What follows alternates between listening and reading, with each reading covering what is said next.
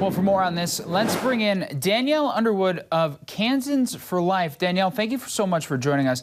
I want to begin with the right to keep, or the vote to keep the right to an abortion as part of the Kansas Constitution. What does this mean for the future of the pro-life fight in your state? This is a very sad day for our state.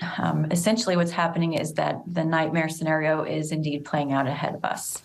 And, you know, we knew going into this, we've been trying to warn Kansans for the last year and a half that we were going to see a dramatic increase in the number of abortions happening here if the value of the Both Amendment failed, which it did last night. And so what we're going to see now is this huge influx of women coming across our state borders to obtain abortions here in our state, and very likely that our state taxpayer dollars will soon be used to directly fund those abortions. And that's all what we've been predicting if the value of the Both Amendment did not pass.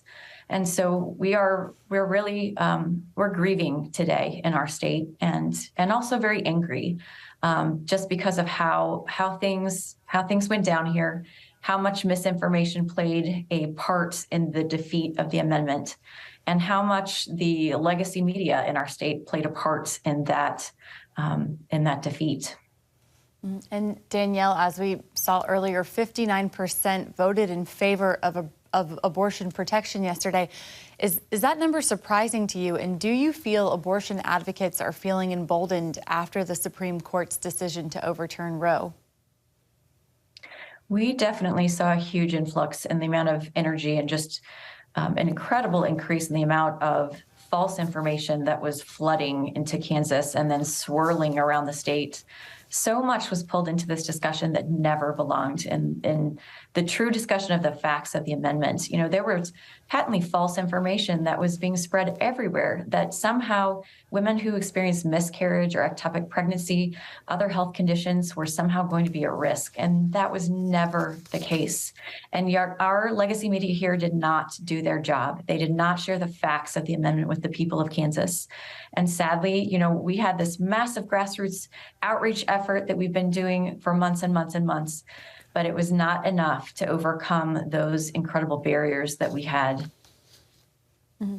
And Danielle, you said in the first part of this interview that you think that people seeking abortion are going to flood into Kansas. Today, the president signed an executive order protecting out-of-state travel for abortion. So do you think Kansas is going to become a safe haven for those who have to cross state lines? We have about 30 seconds left. It absolutely is. That was the design of the abortion industry, was to force this abortion haven status on our state, to go through our state Supreme Court, to take the voice of the people completely out of the conversation about the right kind of limits. So many people were tricked into thinking that by voting against the amendment that they would still be able to keep the regulations we have in place, and we will not. And so that is indeed their plan, and that is what we will see.